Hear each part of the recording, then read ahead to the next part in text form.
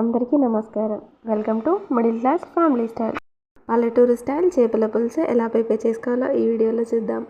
చేపల పులుసు చిక్కగా, నీచు వాసన రాకుండా, ముక్క విరగకుండా ప్రిపేర్ చేసుకుందాం. లేట్ చేయకుండా స్టార్ట్ చేద్దాం. ఫిష్ని బాగా క్లీన్ చేసిన తర్వాత సాల్ట్ వాటర్లో హాఫ్ అన్ అవర్ పెట్టడం వల్ల పీసెస్ గట్టిగా ఉంటాయి. నిప్పుల్లో ఉడికించిన పెద్ద సైజు ఉల్లిపాయ, 10 వెల్లుల్లి రెబ్బలు, 4 లవంగ ముగ్గలు, హాఫ్ ఇంచ్ దాల్చిన చెక్క. మిక్సీకి బదులు రోట్లో వేసి దంచండి, టేస్ట్ బాగుంటుంది.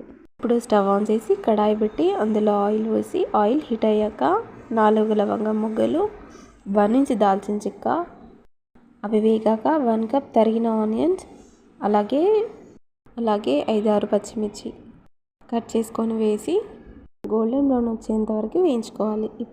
తర్వాత పసుపు, 1 స్పూన్ అల్లం వెల్లుల్లి పేస్ట్, అలాగే హాఫ్ టేబుల్ స్పూన్ జీలకర్ర మెంతుల పొడి వేసి బాగా పచ్చివాసన పోయేంత వరకు కలపాలి.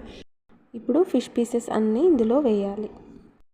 ఇలా అన్నిటినీ వేసిన తర్వాత ఒకసారి బాగా కలపాలి. పోపు మొత్తం ఫిష్ పీసెస్కి పట్టేలా, అప్పుడే నీసు వాసన కాస్త పోతుంది.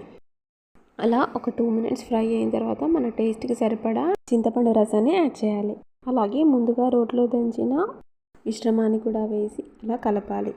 తర్వాత మన టేస్ట్కి తగినంత కారం, అలాగే మన టేస్ట్కి తగినంత సాల్ట్ కూడా వేసి కలపాలి. ఇవి మొత్తం కలిసేలా కలపాలి. ఇప్పుడు కొంచెం జాగ్రత్తగా కలపాలి. చేపల పులుసుకి కడాయి పెద్దగా ఉండేలా చూసుకోవాలి. పూర్తిగా కలిపిన తర్వాత మూత పెట్టి అలా మరగనివ్వాలి. ముక్క విరుగుతుందని భయం ఉంటే లైట్గా కలిపి పెట్టండి. ఇలా పులుసు మొత్తం మరిగే టైంకి అది అంతా కలిసిపోతుంది. పులుసు చిక్కపడి ఆయిల్ పైకి తేలింది. ఇప్పుడు మనకి ఆల్మోస్ట్ కుక్ అయిపోయింది. ఇందులో 1 టేబుల్ స్పూన్ ధనియాల పొడి, అలాగే ఫిష్ మసాలా వేసి ఇలా లైట్గా అలా కలపండి, అంతే కలిసిపోతుంది. అలాగే ఇప్పుడు గుప్పెడు కొత్తిమీర వేసి సర్వ్ చేసుకుంటే ఎంతో టేస్టీ విలేజ్ స్టైల్ చేపల పులుసు రెడీ. హెల్తీతో పాటు టేస్టీ. ఈసారి మీరు ఇలా ట్రై చేయండి.